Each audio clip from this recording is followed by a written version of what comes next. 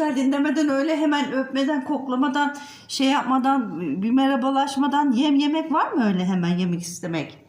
Tamam, ben onu babam getirdim ama önce bana bir hoş geldin diyecek.